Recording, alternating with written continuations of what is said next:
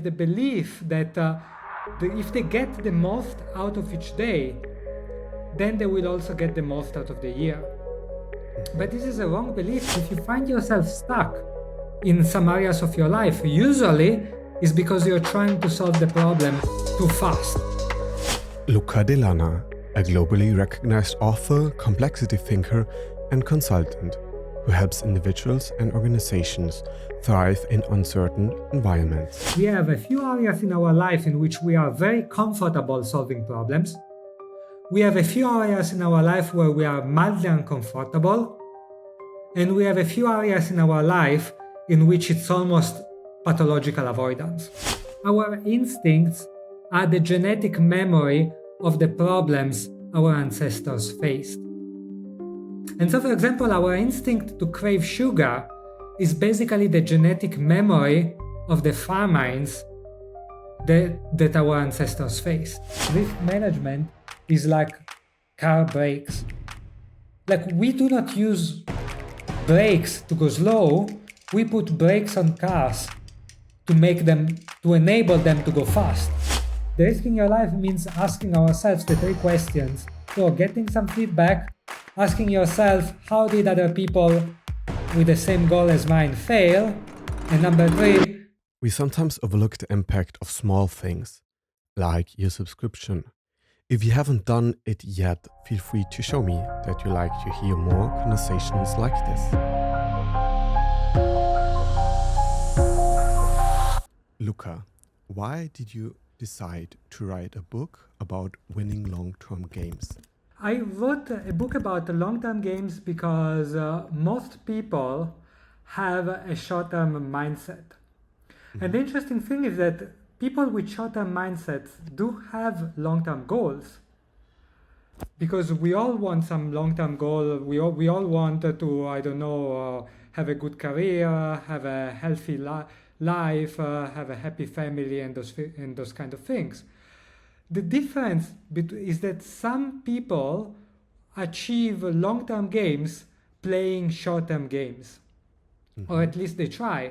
And for example, they have the belief that if they get the most out of each day, then they will also get the most out of the year. Mm-hmm. But this is a wrong belief, because to get the most out of the year, you need to do some things which have no immediate return today, but are necessary to grow beyond a certain point after a few months. For example, learning some skills, building some relationships, building trust with others, and so on. And if you only play short-term games, you will not build those skills, relationships, and trust, which are necessary to go beyond a certain point. And the reason I wrote the book is because I was a bit frustrated at all the people which try to achieve long-term goals playing short-term games, mm-hmm. and therefore they fail, or they go up to a certain point and then no more. Mm-hmm. You were frustrated because you saw that quite much. Yeah, I saw it a lot, both in other people, mm-hmm. Maybe some people I was working with. I saw it also in myself. Like, there are some areas of my life in which it's always been instinctive, the idea that it's good to play long-term games. And there are other areas of my life in which it was much less instinctive. I still remember when I was in high school, and I wanted very much, for example, to have a girlfriend. And the problem was that I was trying to solve the problem this very same day. Mm-hmm. And if you want to find a girlfriend today, basically, what can you do? You basically just maybe try to go to the club or to the bar. But if the bottleneck is, for example, that maybe you're not in shape, or maybe you're not very confident, or you don't know how to make a conversation, that will not help.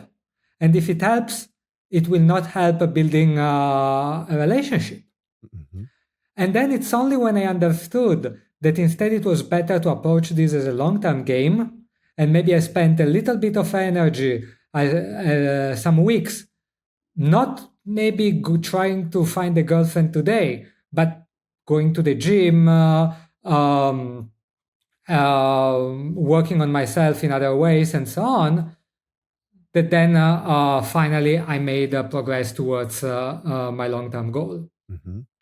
And this, I think, that applies to different people in different areas, but it's very important. If you find yourself stuck in some areas of your life, usually it's because you're trying to solve the problem too fast.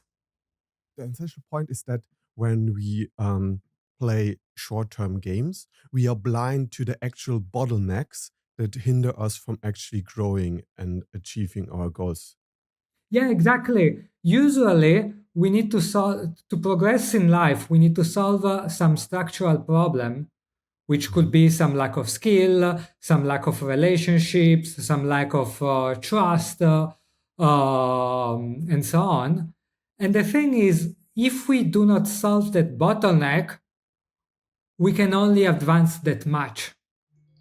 Mhm. So, for example, as another example, if you have a bad product that you're trying to sell, you can only sell it that much while it's still a bad product. The Mhm. thing that confuses people is that in the short term, it is possible to sell more of a bad product. For example, if you call a lot of people, if you are very good at selling, maybe if you lie or exaggerate a little bit, you can grow your sales this week and the next one. But very soon, people will learn that you have a bad product and you will not be able to grow your sales beyond a certain point. And so it's important to distinguish this fact that solutions that might help grow in the short term might not necessarily help you grow in the long term. And if that's the case, you should not use that solution, and instead you should look for a solution that can help you be in the long term where you want to be. Mhm. So if I get really, really good at playing those long-term games, what is the impact um, towards my own life? What are things that going to be possible? Well, the impact is that basically almost everything in your life will get better. You will have better relationships, you will have a better job, and so on. That's for sure. The specifics depends on what you're actually looking. So if you're optimizing for a high-paying job, probably you will get a high-paying job. If you're optimizing for a very stimulating job, you will get that. Probably you will get a bit of both. Your job will both get more stimulating and it will provide higher earnings. The same, your relationships will get better, family life will get better, health will get better. Basically, all those things, that, basically everything benefits.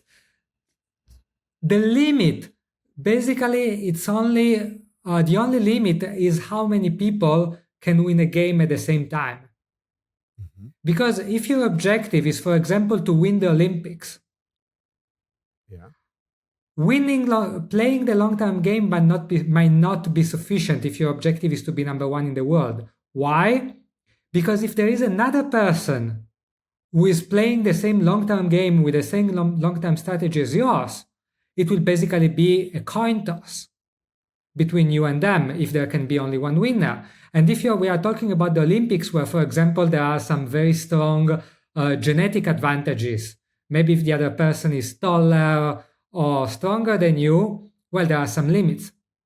Mhm. But if instead you are playing a game where there can be multiple winners, for example, getting wealthy, having a wonderful spouse, or having a lot of friends, having a fulfilling job, in that case, it's almost guaranteed that if you play the long term game, you can actually achieve your objectives. I really loved your book when I was reading it. And I'm not saying that because I want to be polite or blowing steam up your ass. I read a lot of books. I think in the last year I read nearly 40 books and I really loved yours. And I was thinking about why did it resonate so much with me? And I think it addressed a question, a deep question I had for quite a long time. Um, in my before, I think I was 19 around that time, I nearly died. And after that, I had many big questions about life and my mortality. And one of them was, um, for what time frame should I optimize my decisions? Will I have a life with 80 years old, or where I get 80 years old, or only a life where I get 25 years old? And I was really struggling with that question. What's the time frame I should optimize for? Um, because it's a different game if you optimize for next year or the next 80 years. Um, and and for me, it was this okay, I was living in this belief system about me and my world, and this coming close to death destabilized this belief system. And I could not jump to a next belief system. I had to do a meta critique and say, okay, belief systems themselves are maybe not that safe. They are uncertain. There's a big uncertainty in that. Or to put it differently, in a more visual way, I think we all are born and have maps. And at the beginning, they are quite blank. And we slowly try to sketch out different aspects of the map. And at some point, we realize, okay, the beliefs I had, they are wrong. I have to redo a certain area of the map. And sometimes we might face events where there's just a big black, a bucket of black paint is poured over our maps, and we have to really rethink um, those maps we had or which we want to draw. And Yeah. yeah, the question of what time frame should I optimize for was a big one. And I think you addressed that question with saying, okay, play it in two ways. To something that optimize for the short term thing for the next week, and then for the whole year. Maybe you can dive more into that. Yeah, thank you. And I'm sorry to hear that. I hope you're okay now. Uh, what happened is that I also had an experience that made me think about that. A few years ago, I got diagnosed with cancer. Mhm. Thankfully, it was caught very early, treated well, so it seems I'm fine. But it made me think a lot about what is going to be my time horizon. And the answer I gave myself is that I cannot know. And so, what's important is rather than optimize for a single time horizon, so either optimize, for example, for if I die at 80 years old, or optimize as if I had only 1 year to live, then what's better is to make sure that every week I do at least one thing I will be happy I did if I die at 80 years old. And every week I try to do at least one thing I will be happy I did if I die next month. And for me, that's the solution. Um, and by the way, I want also to explain that when I say playing long-term games, I do not necessarily mean decades long. Mhm. For example, even just 1 year could be a way of long-term game. Because imagine for example that you know for some reason that you have 1 year left to live. So one temptation could be to just live every day, as they say, as if it were the last one. The issue with that is that if you live every day as if it were the last one, after 2 3 months, you will notice that the next the month number 4, 6, 5, 6, 7, 8, and 9 and 10 will be exactly the same as the first three. And if there are relationships, for example, with the people you care about, they will not have gotten any better. If there was some things you wanted to do but couldn't do immediately, well, you will also not be able to do them in 3 months, and Mhm. so on.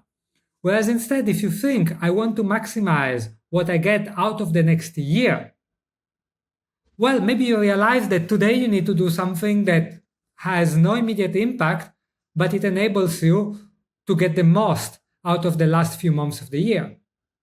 Maybe it going deeper in some relationship important in your life. Maybe it could be learn some skills because there is a thing that you really wanted to do, and so on. So the idea of the long-term game is not necessarily you need to have a decade-long time horizon, but the idea is given a time horizon that you pick, which can be as long as you or as short as you want, make sure that you do not try to get shortcuts within the time horizon, that you do not try to get the most out of every day, but instead that you think, what should I do to get the most out of that time horizon? And if there are some things you need to do which require a little bit of time, then definitely do them. Don't be afraid of doing things that require time. Yeah. Another thing I really liked about the books I have read of you, I think you have written 11 by this point, right? Yes. Yes. So quite many. So I have a lot more reading to do. And but a thing I already enjoyed that you address some beliefs and then offer solutions how to change a mindset. And an example, in your book, Ergodicity, you write, if you practice yoga, do not attempt to reach the maximum amount of stretch per session. Instead, maximize the amount you can achieve without risking any major injury so you don't hinder yourself in making progress in the future. And I think that for me was also a really beautiful point, which generated this mind shift. And okay, if I keep my long-term goals really present, how do I need to behave in an everyday setting? And because I definitely could catch myself where I was trying to get the most out of, let's say, for example, in the stretching session, and did not think of how this trying to get everything out of it might hinder me in the future. Mm, why do you think that's something we naturally do? Yeah, so this is a fantastic example because going back to what we were saying before, you don't need necessarily to have a very long time horizon. If, for example, your time horizon is 3 months and you want to achieve the maximum flexibility in 3 months, that's okay as a long-term goal.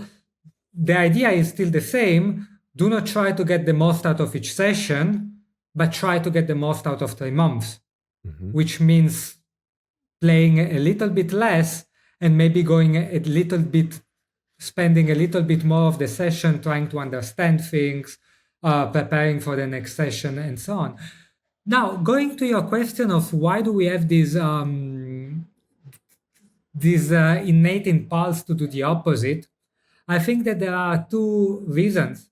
The first one is this innate belief that if we get the most out of every day, we will necessarily get the most out of the week, out of the month, out of the year, and so on, which is wrong. The reason why we have it is because our brain tends to think in a very linear way.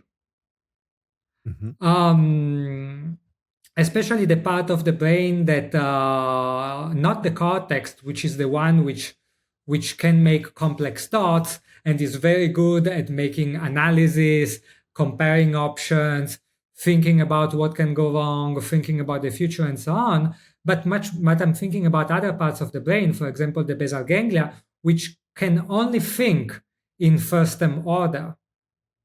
They cannot make the difference between short-term and long-term. For them, there is no time horizon. Everything is in the present, basically. And so it's very hard for them for those parts of the brain to comprehend the idea of, to get the most out of the year, you need to do something different, something different than get the most out of every day. And then the second reason is because right now, in modern life in 2025, we are reasonably assured that our life will be reasonably stable. Most people, they live until very old. And for most people, if you do not make changes in your life, your life is likely to stay the same. Yeah. If you have a job, it's likely you're likely to remain in this career unless you decide to change. If you have some group of friends, you're likely to remain with them, and so on. In the past, and I'm thinking about the thousands of years in which our brain evolved, there was much less stability and it was much more uncertain. The fact that you have food today does not mean that you will have food tomorrow. And so that incentivizes to get the most out of every day. Mm-hmm. And so I believe that this is the other reason for which we have this impulse of getting the most out of every day and not to think about longer time frames. Mm-hmm. Because in the circumstances where we lived for most of our evolution, it was more beneficial to eat as much as you could eat today. And now with this changed circumstances, we kind of have to overcome our neurobiology. Mm-hmm. Yeah, exactly. Exactly. That's exactly like this. The classic example is sugar. In the past, sugar was mostly found only in natural things such as fruits. And and fruits were scarce, and food was scarce, so the rule was if you see a fruit, you better eat it. Yeah. You better eat it because before it gets bad, because we didn't have fridges. You better eat it because who knows whether you will find another fruit tomorrow, and so on. And because of that, because from thousands of years, the idea was if you see sugar, eat it. And there is no way, and there is no way that you eat too much sugar because there was not enough sugar to eat too much. In our brain, we just got the idea sugar is good, eat as much as you can as fast as possible. Mm-hmm. This, of course, was good in the past. It's much worse now because now food is everywhere, and there is food that has concentrations of sugars that we have never seen before, such as some candies. And so we need to unlearn some of the patterns which have served us so well in the past. So we need to recognize that despite our instinct to eat sugar, we need to know that that's not good anymore in the current environment, and we need to be much more constrained about our sugar consumptions. One sentence that I have in my book, The Control Heuristic, which is exactly about this topic, it's that uh, our instincts are the genetic memory of the problems our ancestors faced. And so, for example, our instinct to crave sugar is basically the genetic memory of the famines that our ancestors faced. But since we live in a world in which those famines are not here anymore, then we need to reconsider some of our instincts, not all, of course. Ooh, that's an interesting thought. Maybe another area where we have to overcome our neurobiology is facing problems and dealing with problems.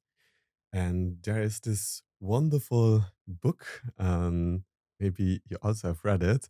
I think in English, the title is "There is no such thing as dragons," and it tells this wonderful story about this little boy who at some point wakes up and there's this little dragon on his bed, and he sees this dragon, and this dragon follows him through the day. And then his mom also sees this dragon, but doesn't really just says that's not true and ignores the dragon. So what happens is that the dragon just grows and grows and grows and gets bigger. And it's this wonderful analogy that the problems grow to the size until we deal with them. And they grow to the size that we then really recognize them. So how do you think can life shift? Can life change if you stop seeing problems as resistance and start seeing problems as directions. Yeah, thank you. I love that book, and I actually cite it in my book 100 Truths You Will Learn Too Late. I There is a whole chapter dedicated to that book, which I summarize as problems grow the size they need for you to acknowledge them. Mhm. And I think that that's quite true. That if you acknowledge problems early, you will only have small problems. And if you acknowledge problems late, if you need to wait for the pain to, for large pain before you acknowledge a problem, you will mostly face very painful problems. So I think that this is incredibly important, and so it's good idea in life to consider that every problem you face might be the sign of a lesson you need to learn, or of a skill you need to acquire, or of a relationship you need to improve. Usually it's one of those. One temptation that we have against that is that sometimes problems go away by themselves. And this is both good because, of course, it's good that some problems go away without us having to do anything, but sometimes they tempt us.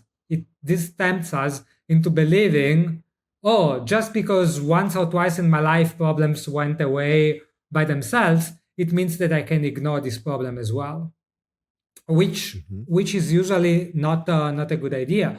So it's good one to think how likely it is that this problem you're facing will go away by itself, which usually the answer is actually not very likely at all. That's kind of a big shift, right, on an emotional layer to switch from, I'm really annoyed about problems arising and that I have to deal with them, and then seeing them as an opportunity to level up, to learn, to grow. Um, how can we make that emotional shift in how we see them? Well, this is very interesting because I think that each of us have some areas in our life in which it's easier to see problems as opportunities. Like, for example, this comes relatively easy for me in my work, but it comes extremely difficult for me in relationships. Mhm. Uh, and for me, what helped a lot was when there is an area in my life in which I have difficulty of seeing problems as opportunities. What really helps me is to think about which feelings I do not want to feel anymore. Mhm. Like maybe I'm making an example. Sometime like okay, many years now ago, I I was not very good at all with dressing. I Mhm. didn't care much about what I was dressing. I was dressing sloppily. And I knew that that was a problem, but I also really didn't like shopping. I really didn't like talking about that. I really didn't like trying new things in that area of my life. And that was quite painful. And the thing that made me shift, and now this is absolutely not a problem for me anymore, was when I realized the emotional pain that was coming from this. And I just decided that I don't want to feel that pain anymore. Mhm. Like, I don't want to feel anymore like I'm entering a room and people might not like how might not like me for the way I'm dressed. Or people might not take me seriously because of the way I'm dressed or anything like that. Like, I don't want to feel like that anymore. And then the same with shopping, like I was always feeling like it was super boring, super annoying, super uncomfortable trying new things that I didn't try before. And that stayed until one day I realized how much pain, how much emotional baggage it was causing for me. Yeah. And I just decided it was really enough. And I'm really done with it. And I don't want to feel anymore like that. And the moment I acknowledged the pain, like really acknowledged without escaping from it anymore, without entertaining the thought that maybe one day it will go away by itself. Mm-hmm. But the moment I embraced that the pain is there to stay and I don't want to feel like that anymore, the moment I did that, it's Everything like changed. my mind immediately clicked. And so I think that a lot of it's about just acknowledging the problem, acknowledging the pain, and realizing that the pain is there to stay and won't go away unless you completely change. Yeah. Mm-hmm. Asking ourselves, how do I want to feel, or what do I not want to feel anymore? Mm, yeah. Yeah, for me, I find that the second question working much better than the first one. Yeah. Mm-hmm. Yeah. We are usually more incentivized by pain than pleasure, or it just has a different magnitude on how it works on us. Yeah. Yeah. Mm, if somebody is listening right now and currently facing something heavy, um, what would you tell them to so that they're able to see the problems as a doorway if they're really in the midst of something heavy? Well, I think that the problem is that we do not see problems as a doorway when we try to solve them too fast. Like Hmm. if we think like, can I solve this problem in 1 week? And the answer is realistically no, then we get stuck. But most problems, you can solve them if you decide to give them 6 months or 1 year. I make an example which is very silly, Hmm. but it's but but um, but it's true. Was the fact that for a large part of my teenager years and for the first half of my 20s, I was very overweight. Hmm. And part of the problem while I felt stuck was that there was no way in which I could solve that problem in 1 week. Yeah. It actually happened. I tried to go a couple of times to the gym. I tried a couple of times to go on a diet. But the problem was that I go to the gym on Monday and then on Wednesday nothing changed and I feel demoralized.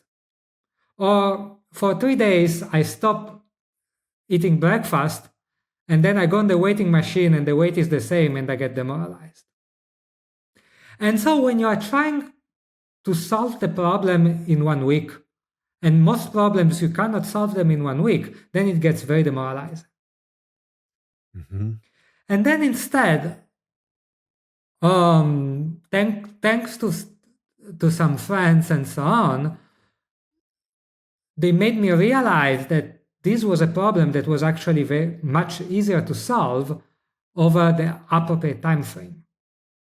So, for example, if you give yourself 2 months, the chances that in 2 months you will lose a visible amount of weight, of extra fat, it's very, very likely. Yeah. And once you manage to stick to the gym for 2 months and you see that your muscles go, your fat visibly declines, then it's all downhill from there. And maybe I don't remember how long it took me, but probably in 6 months, I was already in a decent shape. And in 1 year, I was proud of how I looked, like nothing special, but for me, I was very proud.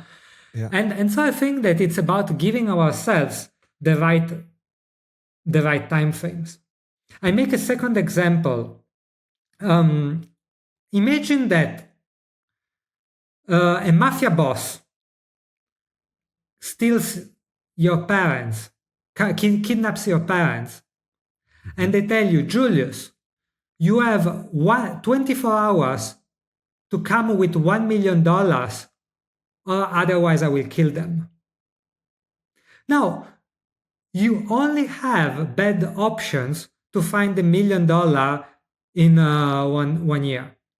You either, I don't know, sell your kidney and then you take the money and you play it on the roulette at the casino, and if you are lucky, that's great, and if not, you only have bad options basically in 24 hours. Or maybe you heist a jewelry, something like that. Very bad option. Now, imagine that the mafia boss tells you, Julius, you have 5 years to come up with $1 million. Now you have better options. Maybe you take a plane to San Francisco and you spend the next 5 years working on a startup, and if you are decently skilled, there is a chance that maybe you accumulate 1 million in 5 years. Not certain, but much better option than before. Yeah. And now imagine that the mafia boss tells you, Julius, I give you 30 years. Now, not only it's relatively realistic, if your life depends on it, to manage to find $1 million in 30 years, if you get a good job, you save enough, and so on, but also the time you will spend it much more happily. Yeah. Because those 30 years, not only because of the less stress, but also because you will do a good job, you will have the time to build a relationship with your colleagues, and so on. And so one principle is that usually when you give yourself more time, not only you increase the chances of achieving the goal, but also you get access to better solutions that are more likely to work, and also solutions that are more enjoyable to practice. Now, of course, you can bring this to an excess. Like if you tell yourself, I will give myself 10 years to get in shape, that's too much. So, of course, this principle, you shouldn't bring it to an excess or to laziness. Of course not. But the thing is most problems in which we feel stuck because we are trying to solve them this week, they are likely to become very solvable and actionable problems if we give ourselves 3 months or 6 months and we say to ourselves, if I became serious about solving this problem in 3 or 6 months, what should I do? And usually you come up with a very actionable plan that not only it's likely to succeed, but also will feel actionable. And so you are less likely to feel stuck and to actually work towards it. Those are powerful examples. Yeah, and especially. And then I just one last thing. Just one last thing. The other thing which I've noticed is that each of us, we have a few areas in our life in which we are very comfortable solving problems. We have a few areas in our life where we are mildly uncomfortable. And we have a few areas in our life in which it's almost pathological avoidance.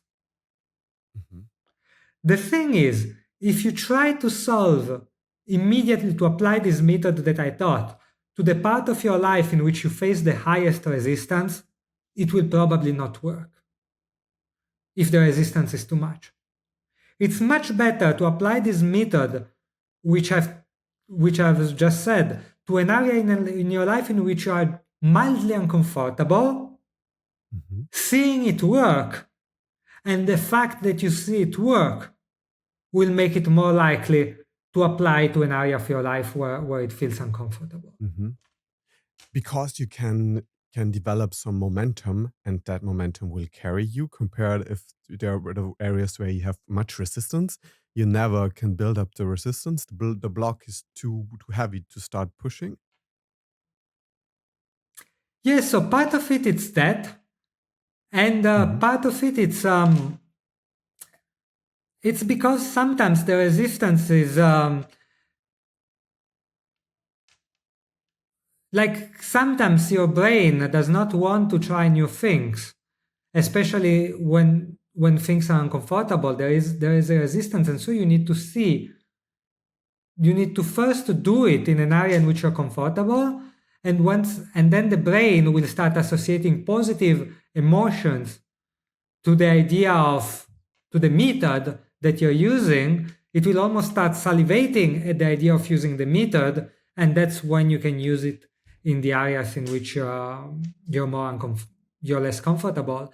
There is a book which is fantastic on this idea, which is Allen Carr's book on stopping smoking. I don't remember the name, but it's the most famous book on stopping smoking. Yeah. I never smoked, but I read it because we with some friends we have a friend in our friend group that smokes a lot, and we decided to gift him. And I went to the bookshop to buy it to gift to my friends. And then one day I was like, before I got the chance to gift it to my friend, I just decided to read it because I wanted to know what's the method. And it's very interesting. And the guy has also written books on all kinds of addictions. A book on eating addictions, a book on smartphone addictions, and so on. And they are all variations of the same principle.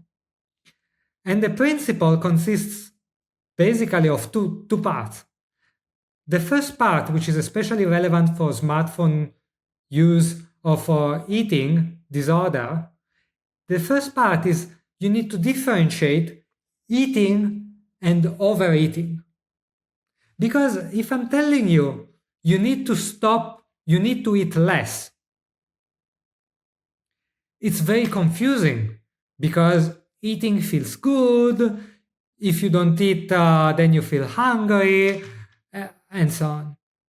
And instead, Allen Carr is saying we need to differentiate between eating, which is good and pleasurable, and overeating, which not only makes you overweight, but also it's the part that deprives you of energy because after lunch you feel lethargic and doesn't actually feel good anymore much. Like usually after you overeat, then you actually feel bad, you feel guilty, and whatnot. Yeah. And so he's saying you need to make the difference. And then the interesting thing is that after that, he does two things which are very important. The first one is he doesn't tell you to change, he tells you to notice. So he doesn't tell you, basically, he doesn't tell you not to overeat, but he tells you notice how you feel while you're overeating. And at some point, naturally, you will say, after like usually it happens 2 to 5 weeks after you've read the book. For the first 2 weeks, you think like the book is useless. And then there is a day, a few weeks after you read the book, in which you realize how actually your behavior, which you think it's a behavior that you're doing to make you feel better, actually you're not feeling better at all. Yeah. And in that moment, there is a shift that happens. And then the second thing, which is quite interesting, is that in the book, it never tells you to take a big step. Because it only tells you to do it after a certain point. But at the beginning, it doesn't start with you should go on a diet, for example. But it starts with something small, because it knows that if it asks something big, you are not ready for it. And you will not do it. Or you will do it for 2 days, and then you will go back to what was done before, and so on.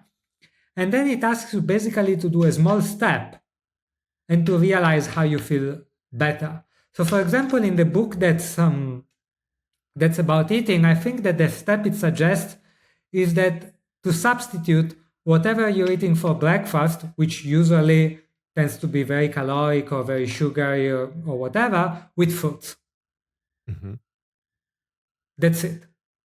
And the idea is you do it for a while, it's manageable, you do it for a while, you notice that you feel better, and the moment you start to notice that change is possible, you are more likely to apply change in other areas of your life or to other parts of your meals and so on. Now, of course, I only focused on one or two things. I'm probably misrepresenting the totality of the book and so on. It's much better than that. But those were just a couple of principles which I think are important to apply in the areas of our life where we acknowledge that maybe some change is needed. Mhm. I think it's also a great point to circle back to the going to the gym or just doing sport.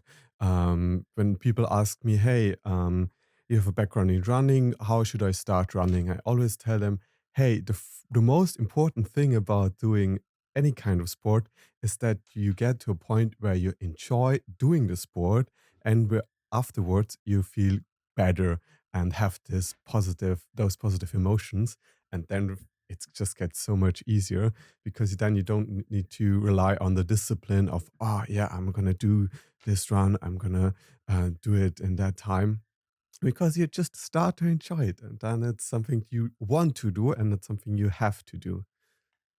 Yeah.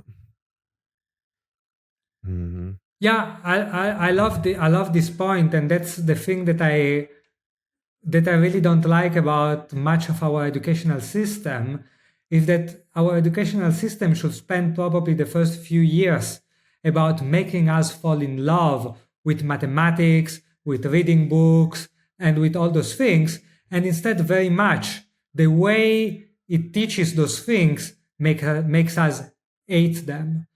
And so I think it's much better to apply the approach you're suggesting, which is first focus on enjoyment and on making people comfortable. And once they enjoy and they are comfortable, they are ready to keep doing it, to try new things, to go out of their comfort zone, and so on. Hmm. Mm. Another story I really liked in your book is about the goose and the golden eggs. And the story is quite brief, so I'm going to read it. It's yeah, a quite old story. There was once a countryman who possessed the most wonderful goose you could imagine. For every day when he visited the nest, the goose had laid a beautiful, glittering golden egg. The countryman took the eggs to the supermarket and soon became very rich. It was not long before he grew impatient with the goose because she only gave him a single golden egg a day. He was not getting rich fast enough. Then one day, after he had finished counting his money, the idea came to him that he could get all the golden eggs at once by killing the goose and cutting it open. But then the deed was done, not a single golden egg he could find, and his precious goose was dead. Um, and yeah, we can apply that to many different areas in our life where we kill or risk our goose. Um, because we want to get things faster. Um, how can we feed those parts in ourselves that are comfortable with playing the long term games and not feeding the parts that want things faster? Yeah, this is a fantastic example to put in practice what we've mentioned before, in the sense that I could tell you about the principles, and the principle is actually relatively straightforward. That there are things in your life which are goods. For example, your friends, your clients, your coworkers. They are all geese in the sense that they produce golden eggs for you. The friends, Hmm. they produce golden eggs in the term of enjoyment, relationship support. Your colleagues or your team, they produce golden eggs in the sense of, well, they produce the outputs that make you wealthy or that justify paying a salary to you, and so on. But we often try to kill the goose in the sense that sometimes we take advantage of our friends to get more now. And I don't mean necessarily taking advantage in a bad way, in a malicious way, but maybe sometimes we just ask them or we make them go through situations which are uncomfortable because we like them or whatever. Or for example, our team, sometimes it's tempting to overwork it. Hmm. Or if you have an audience, if you have a mailing list, it's tempting to kill the geese by sending too many sales emails, Yeah. which is a good way to get more money in the short term, but then it trains people basically not to read your emails anymore. The problem is that if I only tell you the principles, most people they will nod, but then when they are faced with the choice, they might still feel the temptation of of killing the goose. Why do they do that? And why do I also do it sometimes? It's because you look left, you look right, and you see people around you that seem to get ahead faster of you. Mhm. They seem to go faster than you. They seem to enjoy life more. They seem to earn more money than you. And so you want to keep up as fast as possible. And you feel the pressure to kill the goose. But you need to resist that pressure because if you kill the goose, well, very soon you will run out of eggs. And so the best way instead is just to notice those things.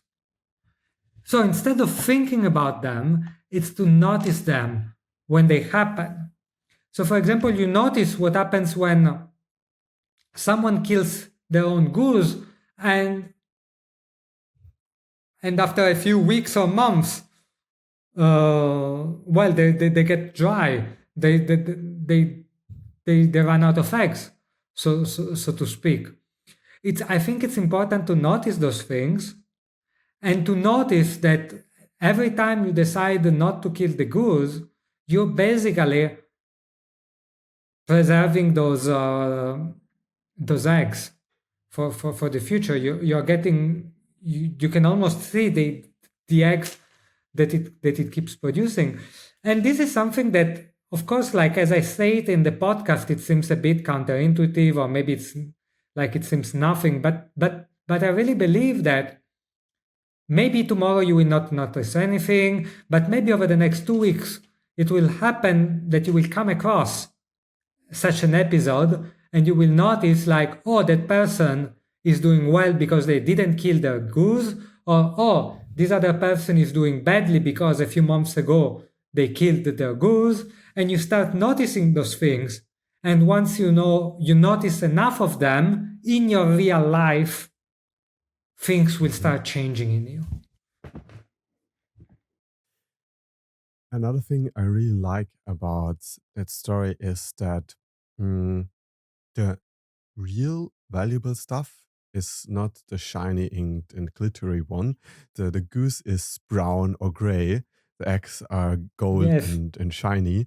And they also have a value, but the goose is way more valuable. And yeah, to keep that in mind, not to get distracted by the shiny stuff. Yeah, exactly. There is a sentence I really like from Morgan Housel. I will paraphrase, and it's when you see a guy with a very nice car, the only thing you know about that guy is that he has $100,000 less than he had when he purchased it. You don't know whether that guy has a good life or a bad one. You don't know whether he's extra wealthy or whether he's living in a tiny house on which he has a mortgage because he really wanted to afford that car and he went into debt for it. You don't know. And the same thing is when you see a guy that has a lot of eggs, you don't like, maybe it's because he has a lot of geese, or maybe it's because he has killed his one goose. And so it's basically not to look so much about the shiny things, and at most, if you want to be impressed with someone, be impressed with a person that has a lot of geese. Still, they are harder to see, harder to notice, especially from the outside. Yeah. Yeah, they are. If someone is listening and thinks, okay, own my own goose is tired, is underfed, what's the first thing that this person should do to place more focus on the goose and less on the eggs? I love this metaphor. I never heard it before. I love this question. Is my goose tired or underserved? It's so important. Like if your goose, for example, it's your skills. Mhm. or your relationship, it's very possible that the goose is tired. So for example, you notice that when you are doing something, you're not enjoying it. And because you're not enjoying it, you're doing it less, or you're doing it more superficially, you're doing it more poorly, and that causes a vicious circle in which, because you're doing it superficially, poorly, it brings even less returns, and because it brings less returns, you get demotivated and so on. So it's very important to acknowledge very early when the goose is tired and to fix that problem as soon as possible. So asking yourself, why am I tired when I do that thing? What should I change to bring more energy, to make it more enjoyable? Do I need to rest? And so on. I think it's very important. And the same when the goose is underfed. Mm-hmm. You mentioned, like, very often it happens that we do have a talent and we are not leveraging it enough. Yeah. I make an example, like the first 3 years that I went to the gym, I managed to lose a lot of fat, like I actually got in shape, but I was almost not growing my muscles, despite going 3 times a week without fault. And the reason was because I wasn't doing the exercises hard enough. Yeah. I was focusing on, I will do this exercise, 3 sets of 10 repetitions, and I was never making sure that I was lifting a weight which is heavy enough so that by the 30th repetition I almost cannot lift it anymore, and that's what causes to trigger the muscle growth. And the same applies to a lot of our talents. Let's say that maybe we have the talent, but we are not practicing it deliberately enough. Like maybe, I don't know, maybe you're very good at writing, but you never give yourself an hour of focused writing time. Or maybe you're very good at writing, but you never give yourself the time to edit what you write. Or maybe you're very good at writing, but you never ask for feedback to people. And so your writing never goes. So these are all examples. So it's very important to know that not only you need to ask yourself of the talents, of the relationships the talents I have, am I practicing them in a way that they can bring results? The relationships I have, am I putting enough effort in them so that they can improve? And so on. And very often just showing up, like in my example of the gym, just showing up is not enough. You also need to make sure that when you show up, you do the thing with the focus that they deserve. Yeah, that there are many ways how we can stand in our own way. What do you think, what mindset creates the golden egg in the first place? Because most eggs are not golden. They are just normal and brown or white. Yeah, so what mindset creates those golden eggs? I'm not sure that there is a single mindset that applies for all areas of the life, but I think that the general idea is the way to the golden egg in real life passes through an egg that starts brown and improves. Mm-hmm. Like maybe it starts brown and then it gets white and then it gets silverish and then it gets golden. The thing which is important is to make sure that whatever you're doing is leading to an improvement of the egg. So for example, the idea is going back to the example of my gym,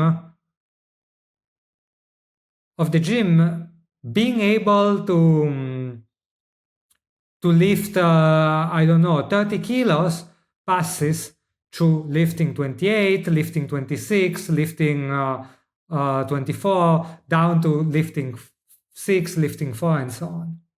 But we need to also realize two things. One, you need to lift the weights a lot. Mm-hmm. And two, you need to lift them in a way in which every session you feel like you can lift a little bit more than before. And that's the hard part, because doing that requires learning something, requires acknowledging something that you were doing in one way and you need to do differently, or requires going out of your comfort zone so that you push and because you push, you move where your limit is. And this is kind of like intuitive when I'm like, it's common sense when I'm saying it, but there are plenty of areas in our life in which we are not thinking this way. Mm-hmm. For example, let's take the example of working as an employee. Of course, the way to a high salary passes through lower paying jobs, like there is a form of career growth and so on. But showing up is not enough, because there are plenty of people who go to work every day for 35 years and maybe their income doesn't change that much. And so the question is, not only you need to show up to work, but you need to make sure that every week, every day or every week, you are in a better position than you were the week before. Mm-hmm. And I don't mean a better position externally. So I'm not saying every week you should get a raise, but I'm saying every week you should have learned something, or you should have built a relationship, or you should have built trust. And if there is a week in which at work you neither built a skill, nor you built a relationship, nor you built trust, then things are not going to change much. Your eggs will not change. You will keep producing a brown egg day after day, Mm-hmm. basically. And so the idea is asking yourself, what can I do to make sure that by the end of the week, I will have learned a skill, I will have improved a relationship, or I will have improved the skill, a relationship, or I will have built trust with someone in the organization. Mm-hmm. I think that's the mindset. Yeah. That just showing up, it's not enough, and we constantly need to level up our game. Mm-hmm. Yeah. Yeah, and then of course it's not. We need to find the right time horizon, because it's not necessarily something you can do every day. Definitely, you cannot do it every hour. Probably you can do it every week, and so that's usually the time frame I use. But you can also apply to the relationship. Like, the question is, after you spend 1 week, if you have a spouse, or if you have a girlfriend, boyfriend, or something like that, the question is, did my relationship with that person improve Mm-hmm. in that week? Like, maybe because we learned something about each other, maybe because we built trust, maybe because I became more attractive, maybe because I learned to do something that the other person appreciates, whatever. But the question is, if you have a mindset in which in every week you try to do something for which the relationship grows, very often it will become a golden relationship. And if not, it's likely that it won't improve, or it will stagnate. Mm-hmm. But it stays brown, never gets silver, never gets golden. Mm-hmm. Yeah. I love that idea. What patterns do you notice among those who try hard but never achieve some sort of liftoff? Well, the most common pattern is that they try hard, but they only do things that bring an immediate result. Yeah. I see that a lot on Twitter. For example, I'm quite active on Twitter, and there are people who try to get the viral tweet. The problem is that the best way to get a viral tweet is to make an exaggeration or to say something which is false. But the thing is that that's something that gets you the viral tweet, but does not grow you over the long term. Because the way you grow over the long term is if you build trust with your readers. So that not only they like that one tweet that you wrote, but they also think that you are likely, that you are someone worth following. Because the person who writes a viral tweet, maybe a joke that goes viral, maybe people put the like, but they do not necessarily believe that that person is worth following more in the future. Mm-hmm. And this mindset applies to a lot of things like sales. There are people whose strategy for selling, again, is to try to maximize the sales today. And the better way to maximize the sales today is to lie to the customer in front of you, or to exaggerate, or to push them. Fantastic. You will do great today, but you will not learn the skills or building relationships or create the trust which is needed to grow beyond a certain term. So I think that the pattern that I see in the people that work hard and do not progress is that they do not try, they just try to do more, and they do not try to build the long-term assets.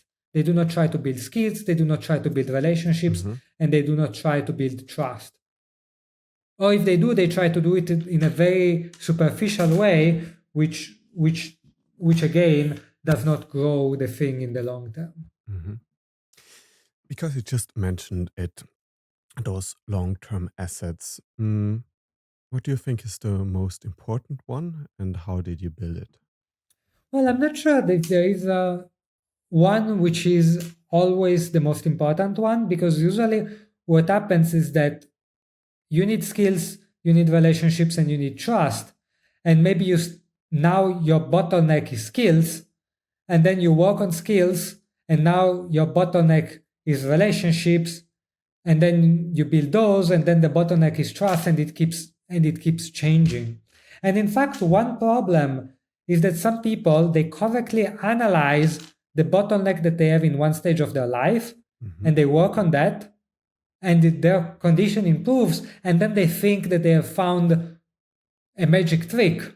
And for the rest of their life, they keep working on that same thing, even though now the bottleneck is something else. There is a sentence I love from Marshall Goldsmith, which is, "What got you here will not get you there." Which is precisely the idea that you need to change, to realize that your bottlenecks are changing, and you need to do different things. We see that a lot at work, because usually what gets you the first promotion in your career is working hard. But doing more of what's in your current job will not grow you beyond a certain level.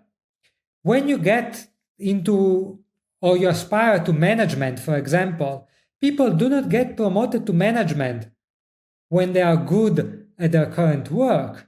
They get promoted when they demonstrate that they will be able to manage well in their new job.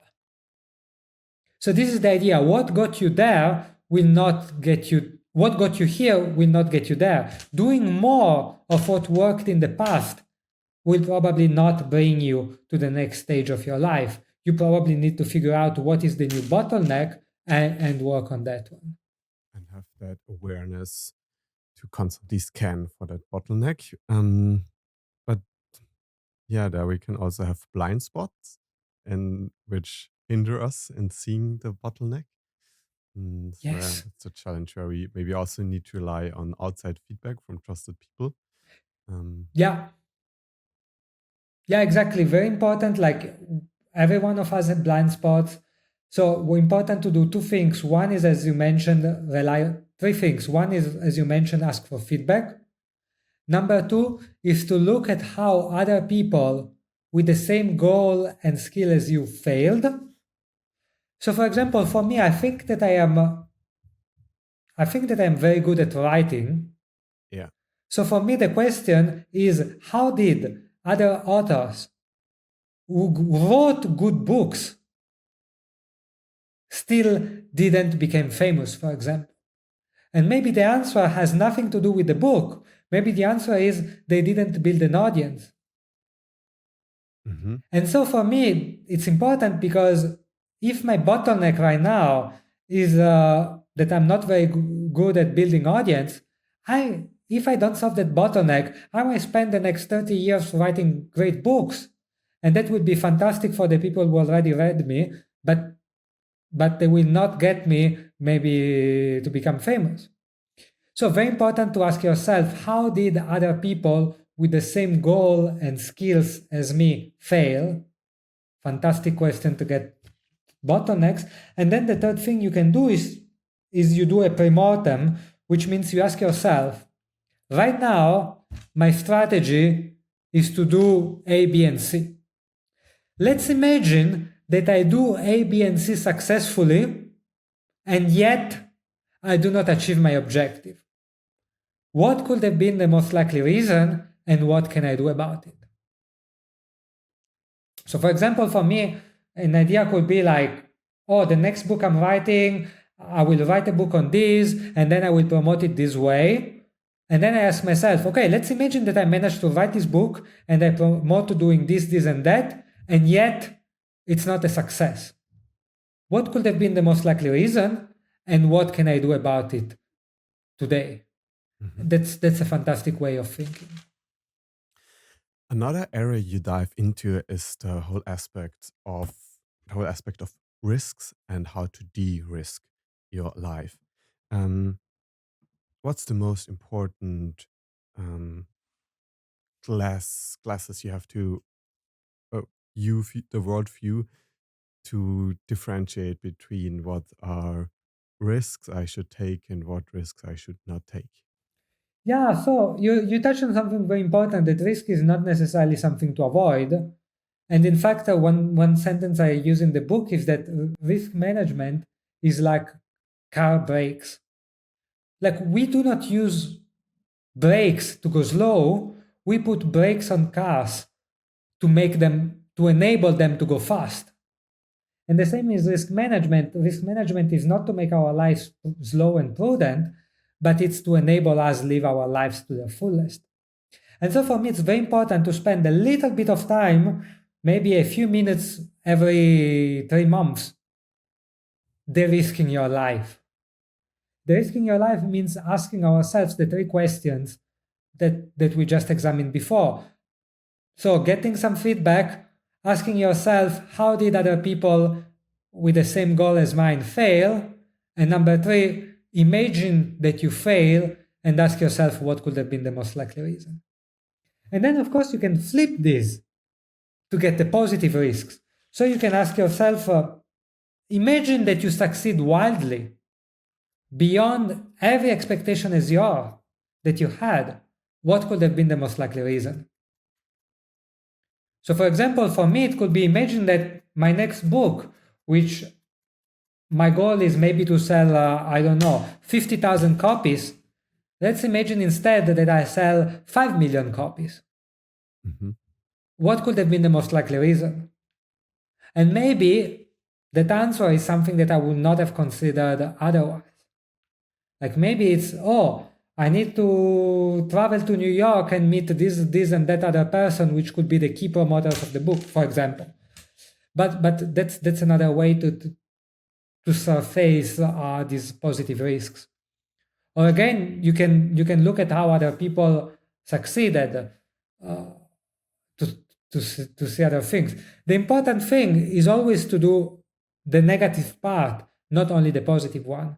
Because so many people, they look at winners to learn from the winners, but they also do not learn from the losers. And the problem is that if you only learn from winners, you will either get strategies which are not reproducible, so people who got lucky, and if you do the same thing, you might not get as lucky as them, or you might get a list of things which are useful to do, but are not sufficient.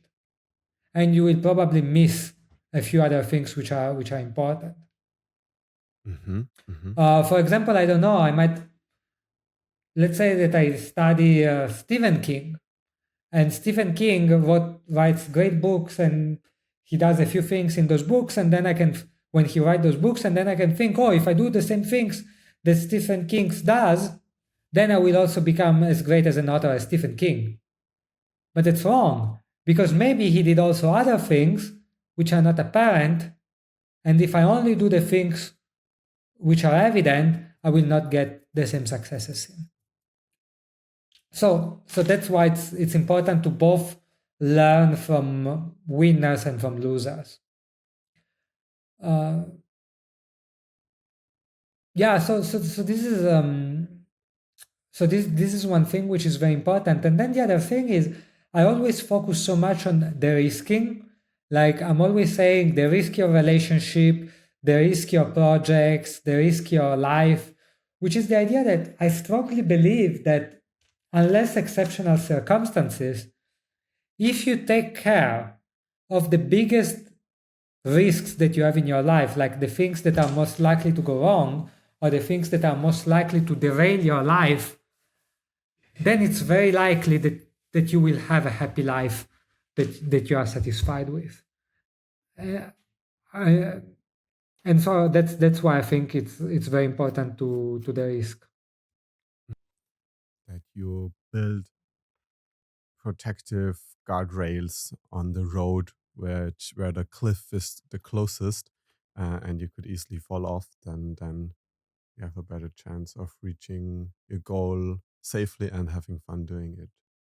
To put it in a Yeah, it could be that. Yeah, it's a good metaphor, and I will go deeper than that. So, for example, let's make the very concrete example of you need to drive this mountain road. How do you de-risk it? So the good question is to ask yourself, how did other people that went into that road fail? And so maybe you come up with a few answers. One answer could be like, they went across the edge and they fell in the cliff. So some possible solutions could be you build a guardrail, you're more careful when you drive, you stay closer to the mountainside of the road, and so on. But then maybe that's not the only reason. Other people, they might have crashed because they fall asleep. Mm-hmm. They fell asleep. And so you need also to maybe manage your energy levels. And then maybe other people, they fail because they drive too slowly. And they don't manage to reach the top of the mountain in time. And then you know that you need to keep a certain speed. Not drive as fast as possible, but you need to keep a certain speed. Mm-hmm. Other people, they might be because they didn't maintain their car, and then you need to check your car every now and then. The thing is that usually, like the tricky thing is that usually the big risk is not one, it's 3 to 6. The good news is that managing those 3 to 6 risks usually doesn't take long and can dramatically increase your chances of success. Slowly coming to an end, what do you think is the biggest myth holding people back? Well, I think that we touched on 2 of the biggest myths. So the first one is, again, the fact that if you get the most out of every day, you will get the most out of the year, mm-hmm. which again is false. To get the most out of the year, you need to do a few things which will take more than a day, but are necessary to grow beyond a certain level. This is the first thing. And then the second myth that is holding people back is if you keep doing what worked, you will keep going the same way you worked before. So again, this principle we saw before, what brought you here, what will not get you there. And I see this at all levels. Like I see it, people who are successful, for example, at relationships in their teenager years, who keep doing relationships the same way, even in their 30s, and then they are surprised at why it's not working anymore. Or I see people who, again, they get their first promotion at work because they work hard, and then therefore they think that working hard will be sufficient or necessary to get the next promotion, which is not necessarily true. So I think that these are two of the myths that are holding people back.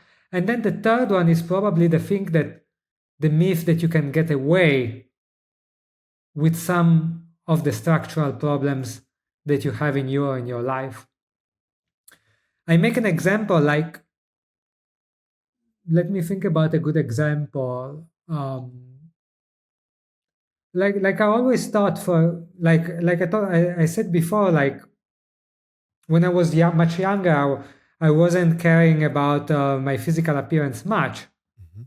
And I was thinking that I can get away with it. Like I can still have a great life without taking care of it. And while it's true that there are people who do get away with it, it's also true that holding the belief that you can get away with it will make your life harder and less likely than otherwise.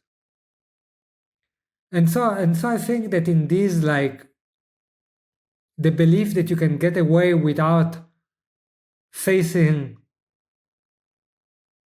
some of the things you're trying to avoid, it's another myth that is holding people back. Mm-hmm. What do you know now about growth that your younger self did not knew? Well, one thing that my younger self did not know is that almost all problems, you can solve them if you focus on them for, let's say, 6 months to 1 year. Mm-hmm. Now, of course, I'm not saying about anything completely unrealistic. Like, there is no way that I can become an NBA player if I spend 1 year focusing on it. Of course not. But most problems, or at least most bottlenecks, that are holding us from living a full life, I very strongly believe that with 6-9 months of focused work, you can actually take care of them. Of course, it's work that goes beyond the showing up, because again, 9 months of going to the gym, but just doing the bare minimum will not grow me any muscles, as I've painfully discovered.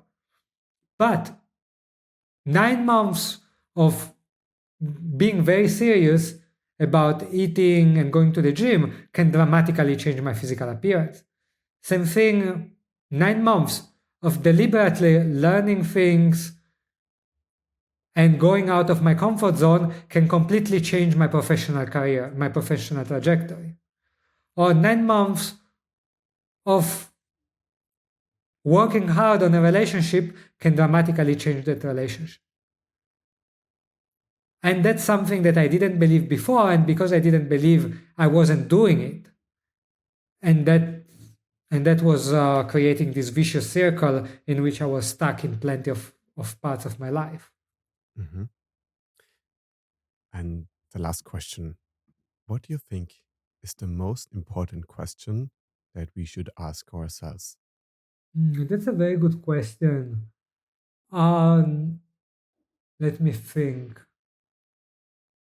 It's so hard to pick one, so I will say 3 just because I'm unable to pick.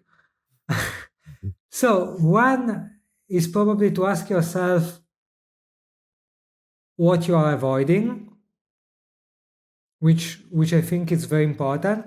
And then the point is not necessarily to then take the decision, a commitment to change it, because sometimes that is too much, but just acknowledge it. And only once you acknowledge, you will start noticing how that makes you feel, the impact that it's having on your life, both the positive and the negative. And only after you start noticing that, well, your brain will take a a decision on whether it needs fixing or not. So the first question would be what you are avoiding. The second question would be what is one thing that you could get better at and will significantly improve your life if you focus on it for 6 months. If you go, I don't want to say all in because that's too strong of a connotation, but you go 90% of what it would mean to go all in on that. I think that's a very good question. And then the third thing is,